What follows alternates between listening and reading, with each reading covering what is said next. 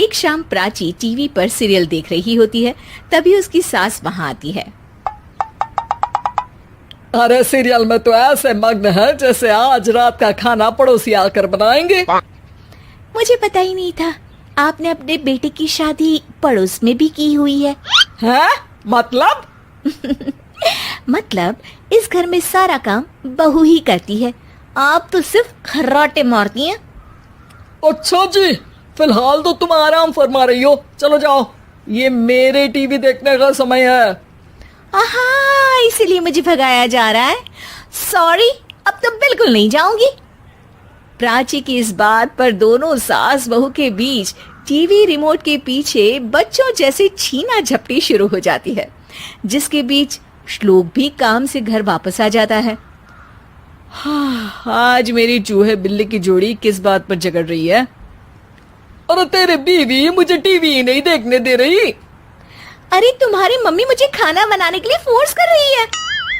अरे वाह, ऐसे बेतुके रीजन पर तो बच्चे भी झगड़ा नहीं करते। अरे मुझे कुछ मत बोल, सब इसने ही शुरू किया है।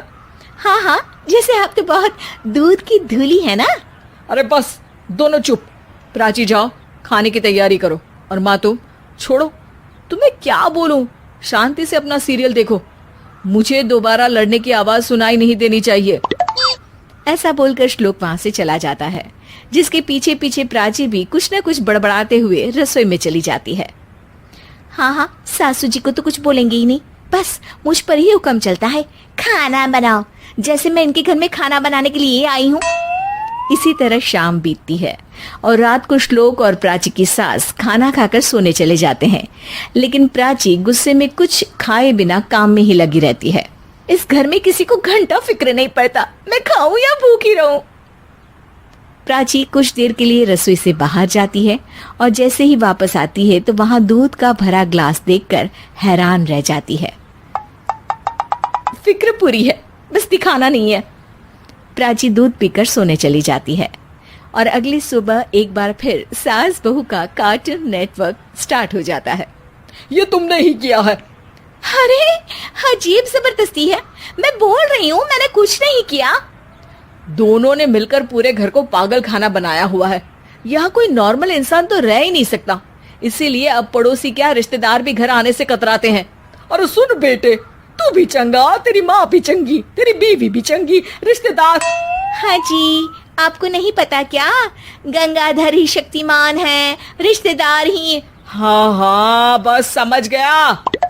कभी जानवरों जैसे लड़ेंगी तो कभी जुगलबंदी करेंगी। भाई मैं आप दोनों के बीच में नहीं फंसना चाहता। सास बहू की इस मन मौजी जोड़ी से परेशान होकर श्लोक अपना सिर खुजलाता वहां से चला जाता है। चलो अब मैं भी कीर्तन में जा रही हूँ। इस पर जैसे ही सास कमरे में अपना पर्स लेने जाती है तो वहां नाश्ते की प्लेट रखी देख मुस्कुराने लगती है और नाश्ता करके घर से बाहर निकलते हुए कुछ पैसे टेबल पर रख जाती है, जिसके कुछ देर बाद सिलेंडर वाला घर आता है। ओ मोरी मैया, मैं सिलेंडर के बारे में तो बिल्कुल भूल ही गई थी। घर खर्च के सारे पैसे भी मम्मी के पास है और श्लोक से बोला तो उल्टा 4 बात सुनाएंगे। प्राची ये सोच ही रही होती है कि अचानक उसका चेहरा चमक उठता है और वो घर में आकर इधर उधर देखने लगती है। तभी उसकी नजर टेबल पर रखे पैसों पर पड़ती है, जिन्हें वो सिलेंडर वाले को दे देती है। ये सब श्लोक देख लेता है। अच्छा बेटे, इतना बड़ा घोटाला, सबके सामने मैं तेरी दुश्मन और पीठ पीछे तेरी मेरी यारी। इस पर श्लोक एक प्लान बनाता है और शाम को सब एक साथ बैठे होने पर बोलने लगता है। माँ, तुम दोनों की बहुत लड़ाई होती है, इसलिए मैं सोच रहा हूँ कि प्राची को उसके घर छोड़ाऊं, इससे वो भी खुश रहेगी और तुम भी।